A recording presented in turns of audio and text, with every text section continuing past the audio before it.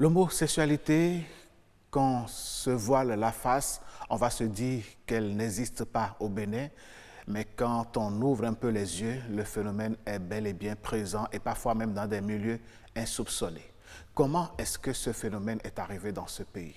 Comment est-ce que les gens deviennent homosexuels? Comment vivent-ils cette vie-là?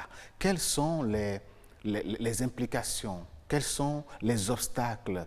Quel est le mode de vie qui règne donc dans cet univers-là? Nous allons en parler aujourd'hui. Sur ce plateau, nous avons deux invités qui vont nous entretenir sur le sujet. Et au téléphone, on aura un homosexuel qui a accepté donc partager son expérience, sa vie d'homosexuel avec nous. Mesdames, Messieurs, vous faites bien de rester bien câblés sur votre émission Nopiden. Nous avons Madame Karen Gaye-Gbedi, bonjour. Bonjour, chef Alain. Vous êtes sociologue. Exact. Et avec vous, nous allons donc aborder la question. Avec joie et plaisir. En face de vous, nous avons Prince Rounou. Vous êtes psychologue clinicien. C'est bien ça. Merci d'avoir accepté notre invitation. C'est plutôt nous. Nous sommes reconnaissants d'être là. C'est un plaisir pour nous de partager ce que nous savons de cette problématique qui est de l'homosexualité.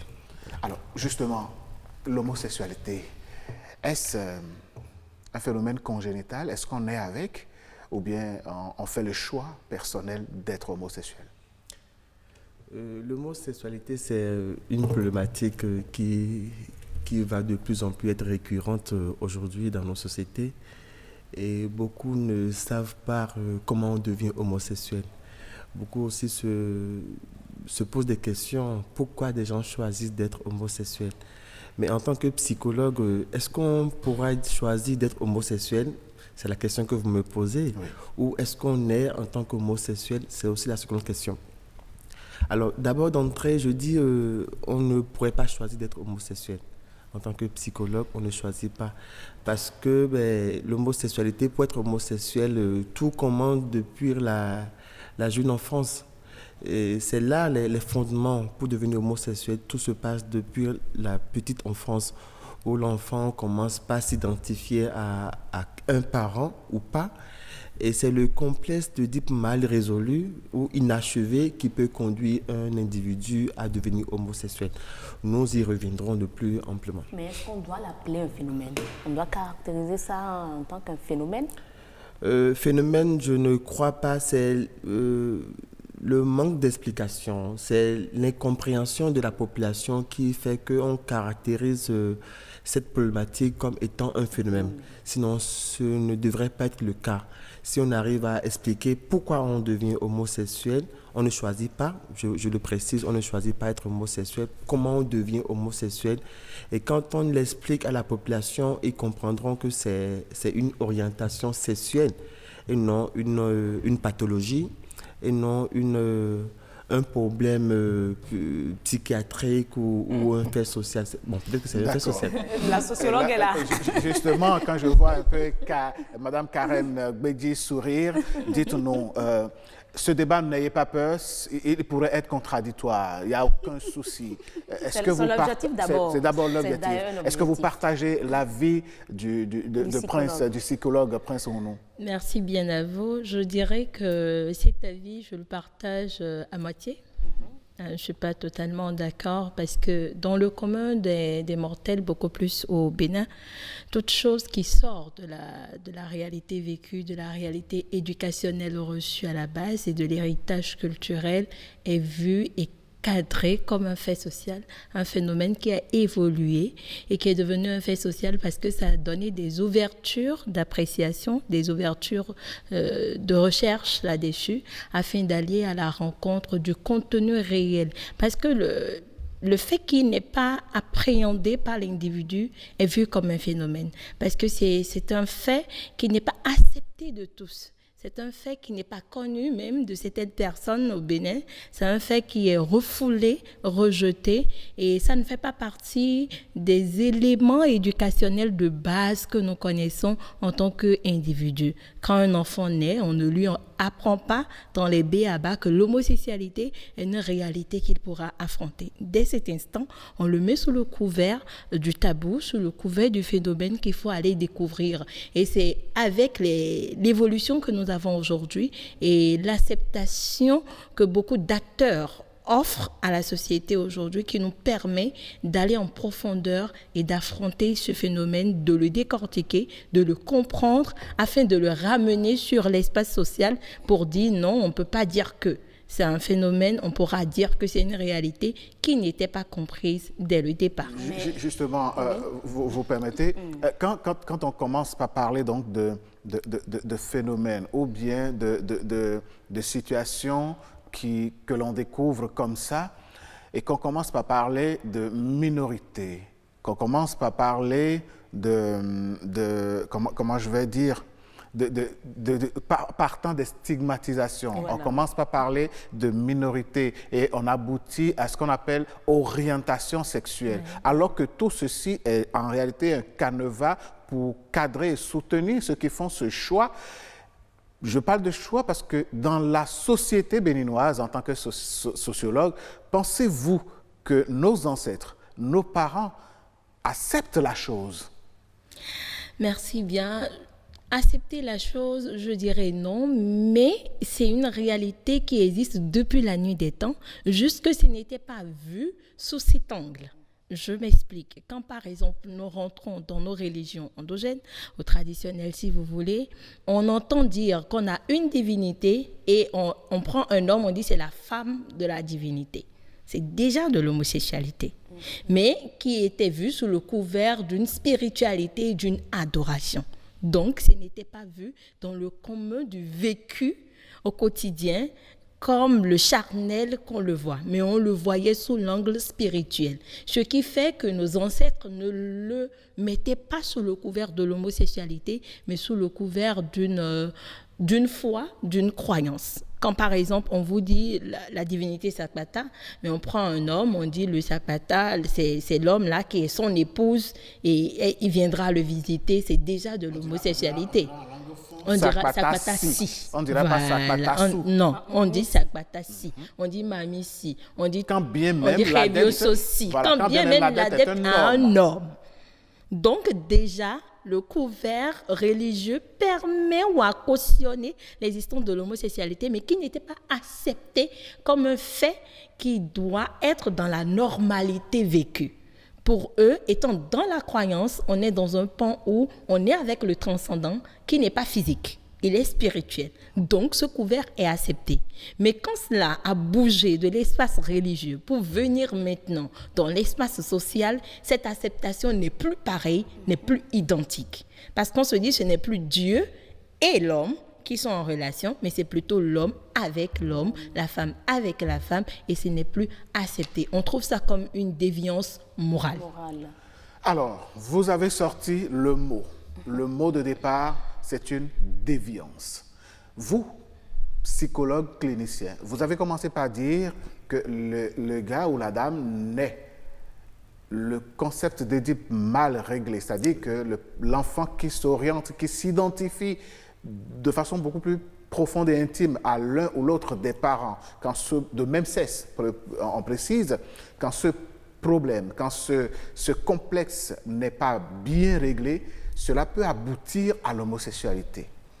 Or, nous parlons de déviance dans la société. Est-ce que vous ne voyez pas qu'il y a une contradiction? Contradiction, je ne vois pas. Parce que la sociologue l'a dit, elle est bien dans son domaine, elle a expliqué les fondements sociologiques de la problématique. Mais en tant que psychologue, on arrive à expliquer. On peut expliquer comment on devient homosexuel. Et comme je le disais à l'entame, c'est le complexe d'Oedipe mal inachevé, mal résolu qui peut conduire à ça. Les psychanalystes ont essayé de trouver plusieurs interprétations, plusieurs réponses à la question de comment et pourquoi on est homosexuel, parmi lesquelles je vais rapidement évoquer 2-3. Il s'agit d'abord de la recherche de l'amour. Ils disent que voilà, un homosexuel est d'abord à la recherche de l'amour. L'amour quoi? Comment l'amour? Si je prends par exemple un homme homosexuel et qui, dans sa relation homosexuelle, prend un autre homme comme conjoint ou conjointe, c'est le fait que dans son adolescence ou dans sa jeunesse, il n'a pas su bien profiter de la relation, s'il est garçon, s'il est un homme, père-fils. Cette relation n'a pas su aller jusqu'à maturité, jusqu'au terme. Il y a eu sûrement une rupture, il y a eu sûrement une séparation entre cet enfant garçon et son père. Du coup, ce qui devrait se tisser entre les deux, toute la composante psychologique que le père devrait donner à cet enfant, il ne l'a pas reçue. Une fois devenu adulte, cet enfant, qui est maintenant adulte, va essayer de retrouver le père dans cette autre personne qui, malheureusement ou heureusement pour lui, est un homme qu'il prend comme étant une conjointe. Je comprendrai ça peut-être difficilement moi, oui. Mais je voudrais vous demander l'homosexualité. Me basant sur vos explications, oui. Retrouver en l'autre le père qui n'a pas eu, tout à fait. Ça ne devient pas sa femme, s'il vous plaît. Alors, est-ce qu'on peut dire alors que c'est héréditaire? Justement, en allant vers un autre homme pour retrouver le père, ce n'est pas dans une relation de sexualité. Non, voilà. Je voulais rectifier. D'accord. Parce que la relation homosexuelle n'est pas tout de suite une relation sexuelle. C'est une relation d'amour, c'est une relation émotionnelle, c'est une relation affective. La relation homosexuelle s'installe dans le but de combler une attente émotionnelle, une attente affective ou amoureuse, je pourrais même dire. Et vous allez voir, la plupart du temps, c'est par tout de suite des gens, quand vous les voyez, ils sont beaucoup plus amoureux l'un de l'autre. Ils sont beaucoup plus attirés vers l'un de l'autre. Il y a très peu d'homosexuels qui vont à l'acte sexuel. Il y a très peu qui vont à l'acte sexuel. Mais tout de suite... C'est une information que vous nous apportez. Oui, ils vont vous le dire. J'ai la chance depuis quelques moments avec une ONG de la place où je m'occupe de ces genres de problématiques, les transgenres, on les appelle les transgenres, ou encore les minorités sexuelles, comme on les appelle, où je les reçois en consultation, en entretien, où ils disent beaucoup de choses. Ce sont des personnes qui n'osent pas se dévoiler à grand public.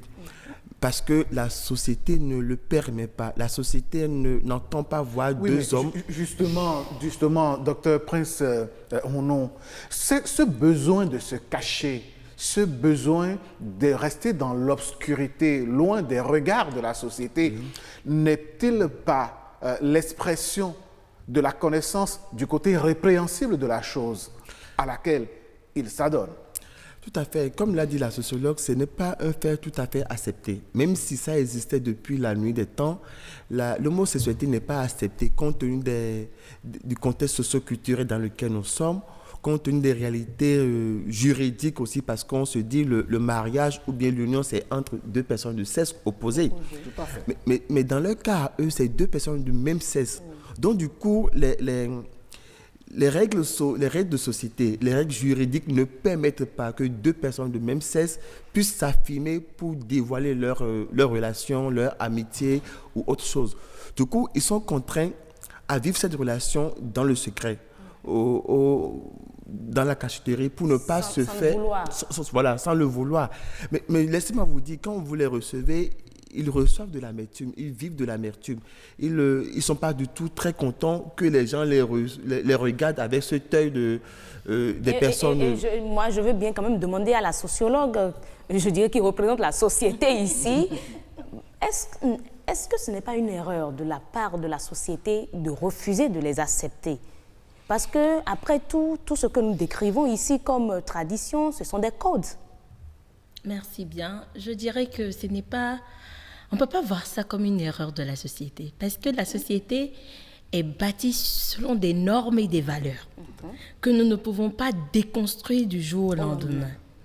Cette société est dans une phase de négociation de valeurs d'autres sociétés, ce qui fait que l'Occident influence beaucoup plus. Aujourd'hui, notre société où on se dit si c'est accepté dans les pays occidentaux, on doit l'accepter aujourd'hui et on ne tient plus compte des bases qui ont créé notre société. Parce que quand nous partons sur les bases de valeurs et de normes, la société ne commet pas l'erreur en rejetant cela parce que c'est contre-norme que de voir un homme et un autre homme se mettre ensemble. Parce que nous sommes dans une société qui a un caractère ancré dans la religion. Beaucoup plus au Bénin, notre société est à ses bases sur la religion, qu'elle soit importée ou non, que ce soit l'islam, le christianisme ou le vaudou. Ou quand vous prenez même la Bible, on nous enseigne à l'église, l'enfant qui de bas âge va à l'église, on lui dit, deux personnes de même sexe, dans le livre de Lévitique 18, ne peuvent pas se mettre ensemble pour tenir des rapports sexuels.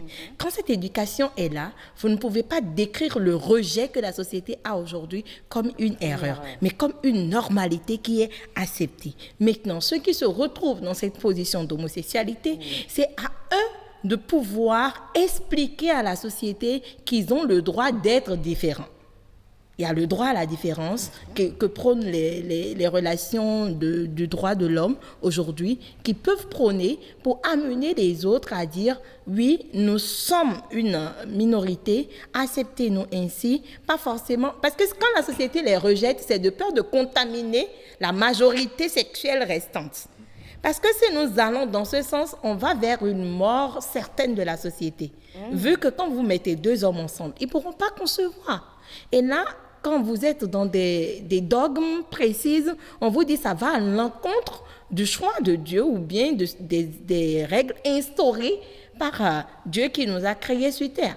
Quand deux homosexuels se mettent ensemble, ils vont adopter un enfant que deux couples normaux, hétéros, ont mis au monde. Mais si les autres avaient opté être comme eux, comment auront-ils les enfants? Donc toute la question part de là. Le débat commence par rentrer dans son vif, mesdames, messieurs. Et nous aurions aimé continuer sur cette ligne, mais nous avons d'autres Béninois qui ont leur avis sur la question. Nous avons d'autres citoyens qui ont leur perception de la chose. Je vous prie de les suivre. C'est les Occidentaux qui ont légalisé ça. Ce sont eux qui ont légalisé, certifié ISO chez eux là-bas. Et tout ce qui est occidental est bien accueilli chez nous ici. Ouais, non. Mais selon nos pratiques, ce n'est pas bon pour notre pratique, pour notre culture ici. Donc, ceux qui font ça, moi je les décourage et je demande à nos législateurs s'ils peuvent, en tout cas, voir comment nous faire sortir une loi dans ce sens pour interdire cela. Je vois que c'est ceux qui sont impuissants, les hommes qui sont impuissants qui s'adonnent à ces choses-là. Est-ce que ce couple-là, ils peuvent procréer? À partir du moment où vous ne pouvez pas donner un enfant, si vous avez donné un enfant, on pourrait dire qu'on va vous encourager. Moi, je suis un musulman pratiquant, un fidèle musulman. Jamais ça, là, c'est banni. Au temps des prophètes, c'est eux qu'on appelle là, les gens de Loutou. Oui, la sexualité a un rôle important à jouer dans le mariage. C'est pourquoi Dieu, dans l'acte sexuel, le couple entre dans une autre dimension pour se repositionner dans un mystère. Et il n'est pas normal que quelqu'un s'élève par abus de la liberté dont il se réclame, d'être libre de faire de son sexe ce qu'il veut, en oubliant que le promoteur du sexe est Dieu lui-même. Le sexe est sacré et son usage doit être également sacré. C'est pourquoi nous disons dans l'Église du christianisme céleste que le mariage est revêtu de toute sa sacralité. C'est un blasphème total contre Dieu qui a créé l'homme et la femme. Dans sa spécificité, l'Église étant mère et enseignante, la mère ne peut pas rejeter son enfant. Quand son enfant est malade, la mère pense aux soins de son enfant. Ce n'est pas parce qu'il est malade qu'on va l'exclure. Il a besoin, comme dit le pape François, pour situer l'intervention du pape, cette interview qu'il a donnée en 2018, qu'on a réactualisée, en extrayant de son contexte, il dit ceci, mais le silence n'est jamais une réponse, une solution au problème. C'est plutôt une carence. un manque à la paternité et à la maternité. Mais quand on découvre son enfant homosexuel, au lieu de le juger, au lieu de l'exclure, il vaut mieux plutôt entrer en dialogue avec lui pour voir comment le tirer de cette situation-là. L'homosexualité, déjà, nous devons savoir que c'est l'agissement même du mauvais esprit, l'agissement même du diable en question. Parce que, prenons un exemple très simple, si l'homosexualité est permise et tout le monde se met à être homosexuel, dans quelques années, que va devenir le monde? C'est un sacrilège. Nous devons bannir ça, nous devons condamner ça avec la dernière rigueur. La dernière rigueur parce que ça influence négativement les vibrations qui sont bien équilibrées dans la nature. Vous voyez des hommes qui ont le corps d'un homme, mais qui ne sont pas dans leur nature intrinsèque des hommes, mais des femmes. Tout le mystère de l'homosexualité vient de là.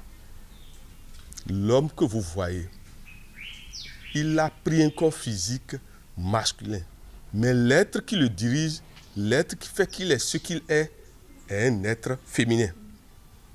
Et souvent en rapport avec l'élément eau.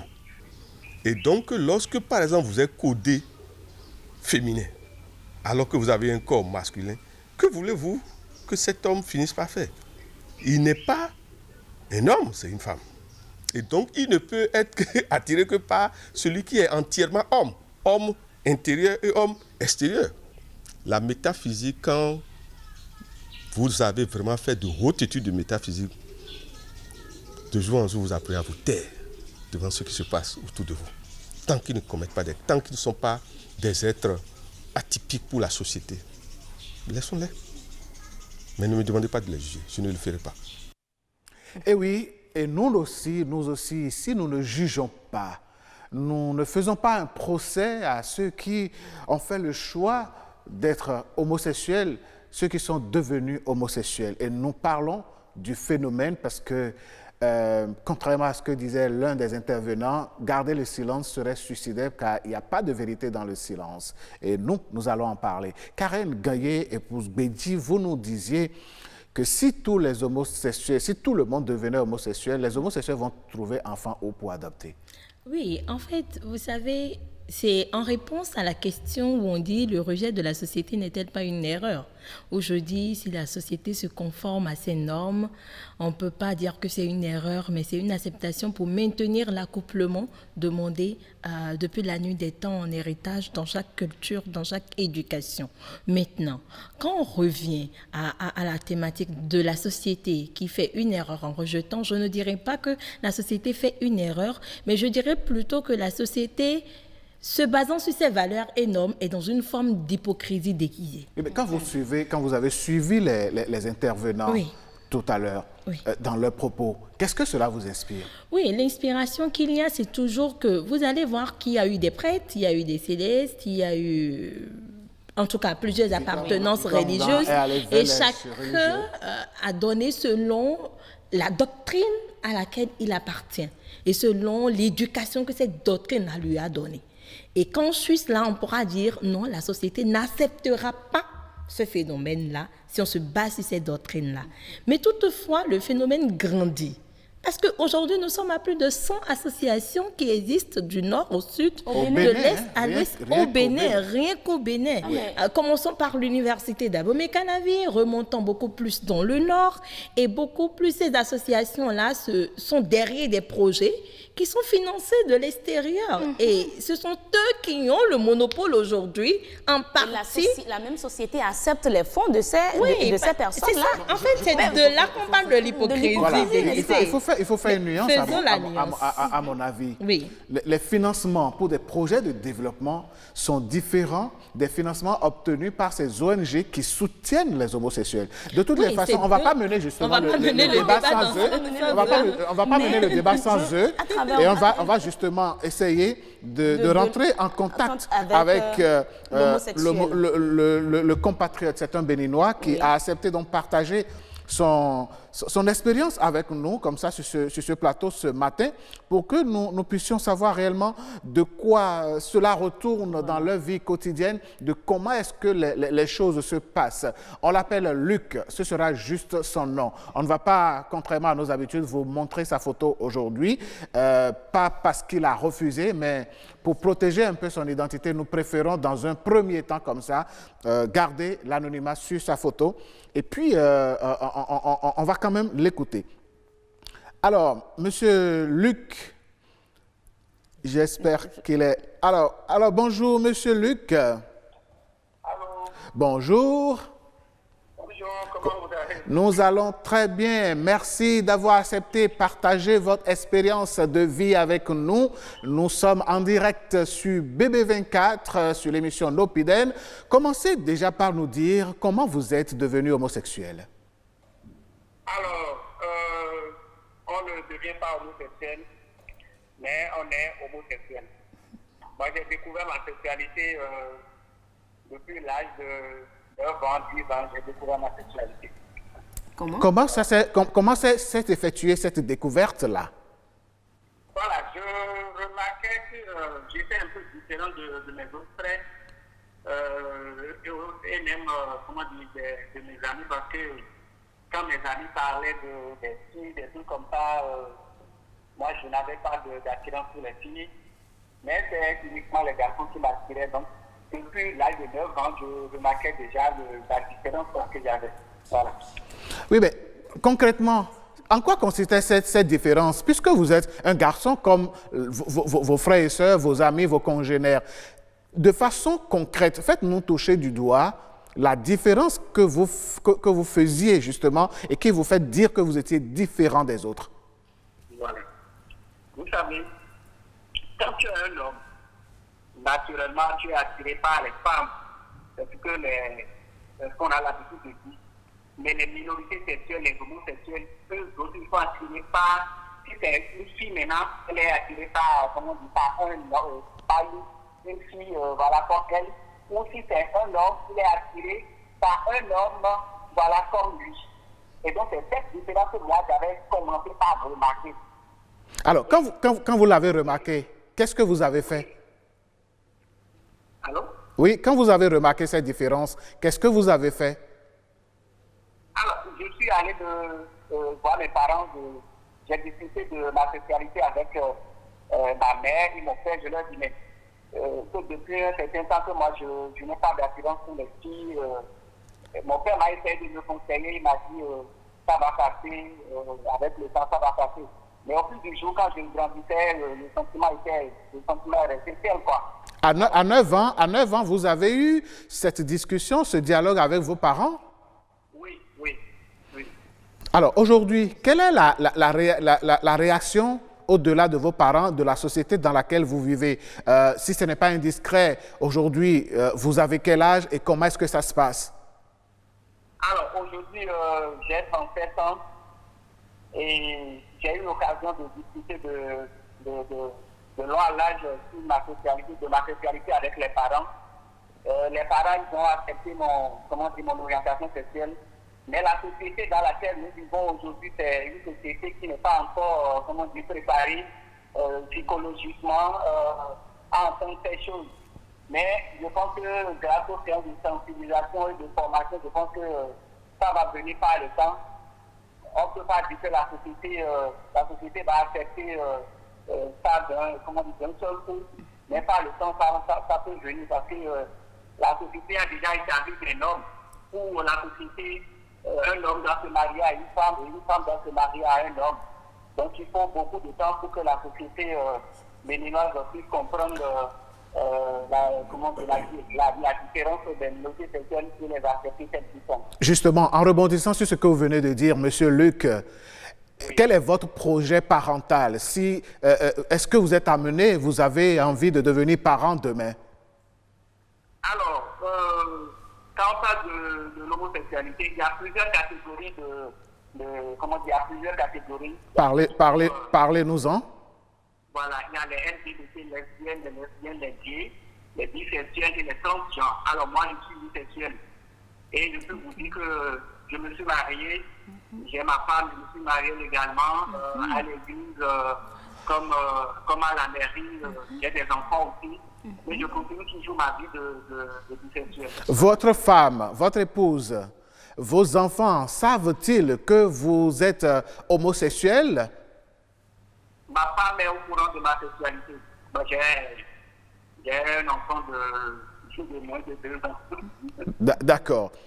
Alors, Heureuse, vous avez une question pour notre ami Luc? Tout à fait. Je voudrais également vous demander, Monsieur Luc, comment voyez-vous aujourd'hui la société? Vous avez dit que la société a établi ses règles, mais pour vous, aujourd'hui, on vous qualifie de minorité sexuelle. Comment voyez-vous aujourd'hui cela? Est-ce que toutes ces appellations peuvent vraiment vous accompagner à être accepté dans la société?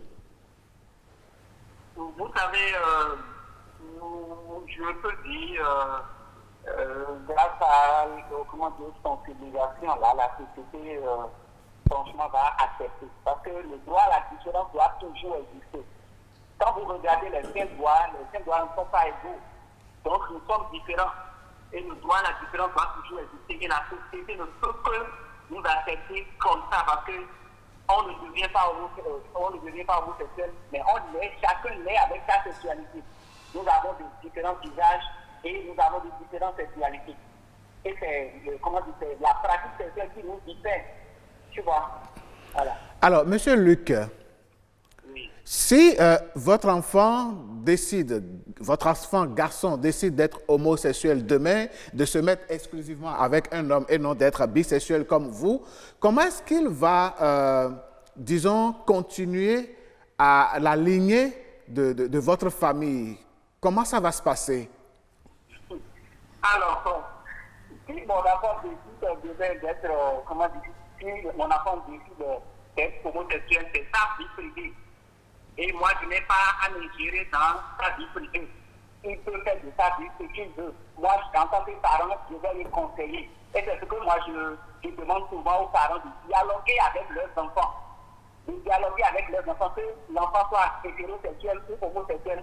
Les parents, aujourd'hui, doivent dialoguer avec son enfant. Sans le dialogue-là, notre enfant peut être hétérosexuel, mais il va devenir autre chose.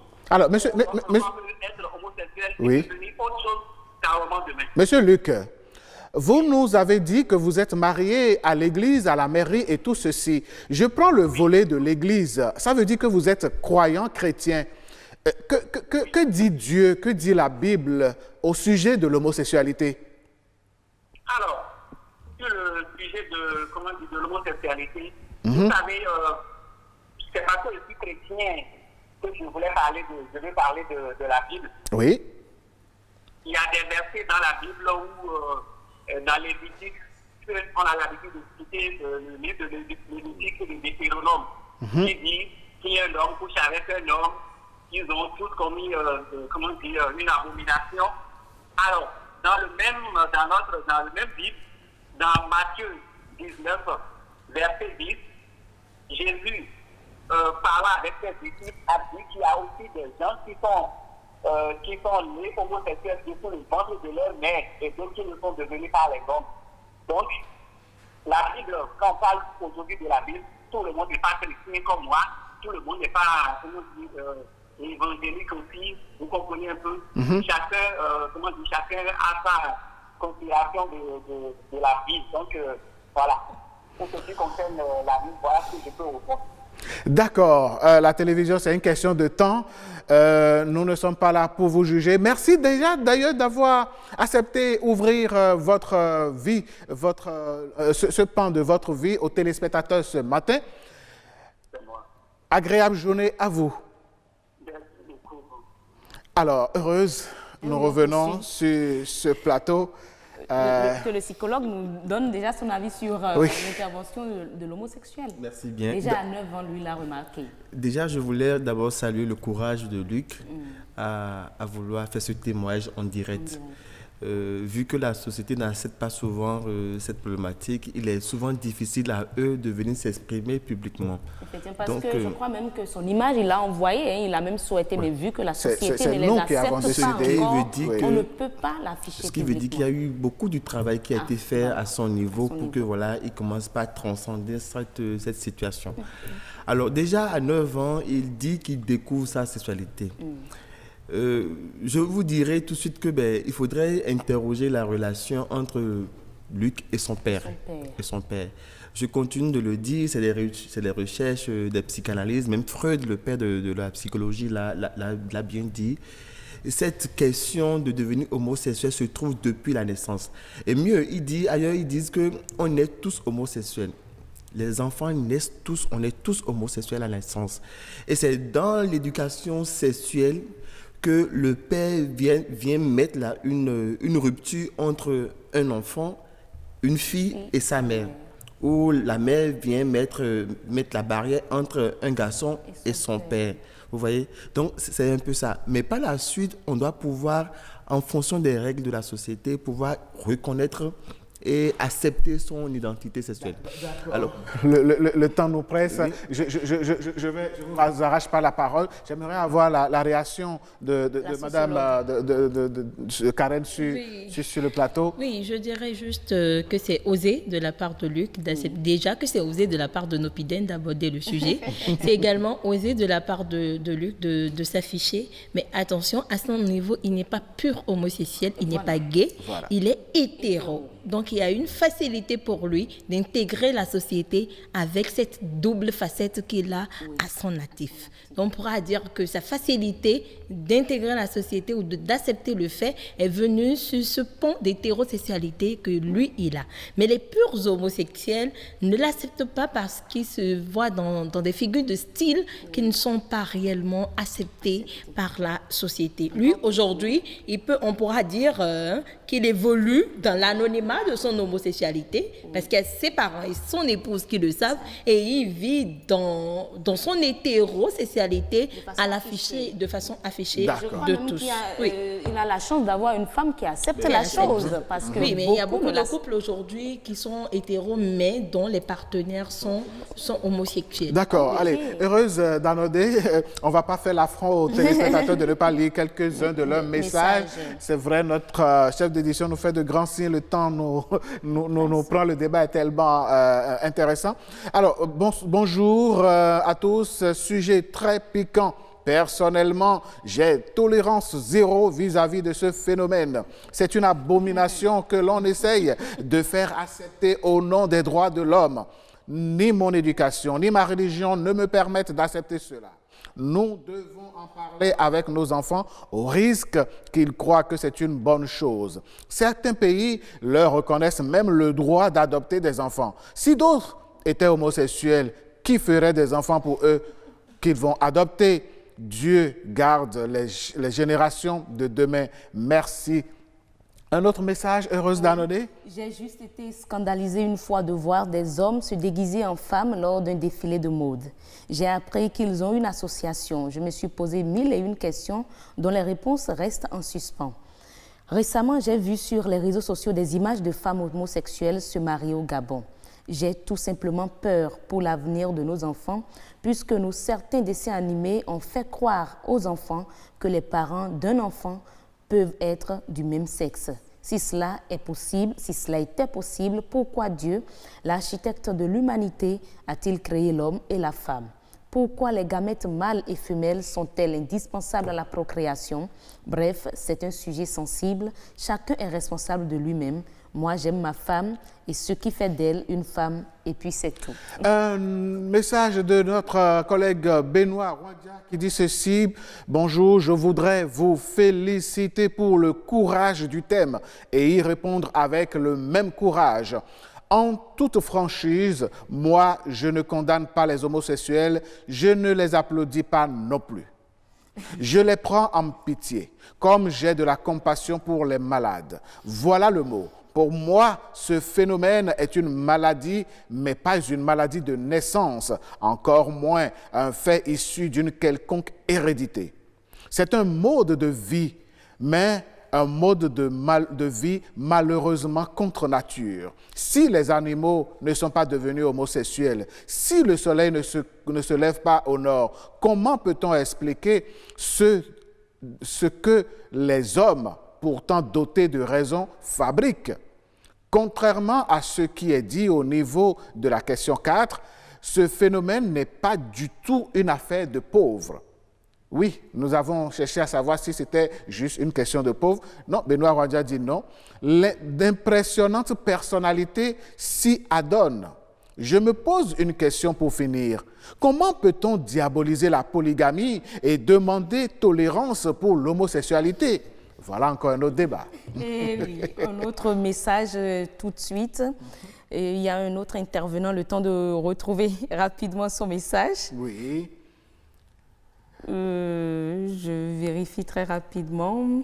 Allez, de toutes les façons, Jennifer nous fait de grands signes. De l'autre côté. Que les téléspectateurs nous excusent, on ne pourra plus continuer avec les messages. Un dernier tour de table, à vous la parole, juste 10 secondes.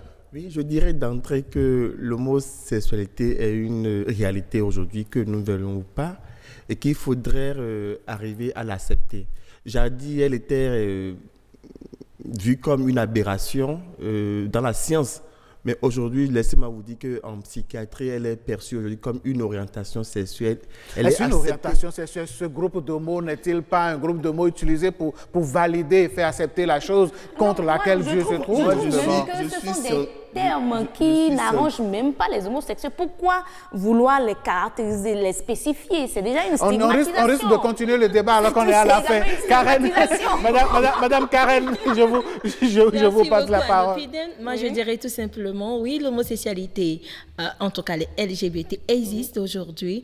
Il faut au Bénin précisément, il y en a suffisamment. Et ce que je demanderais, c'est que nous allions dans une partialité du respect du choix de vie sexuelle de chacun. Dans une impartialité, vous voulez dire? Oui, dans une impartialité.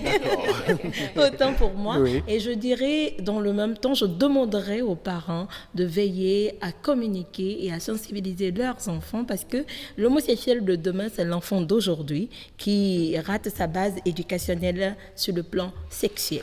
Mesdames, Messieurs, je suis sûr que le débat va continuer chez vous. La télévision, c'est une question de temps.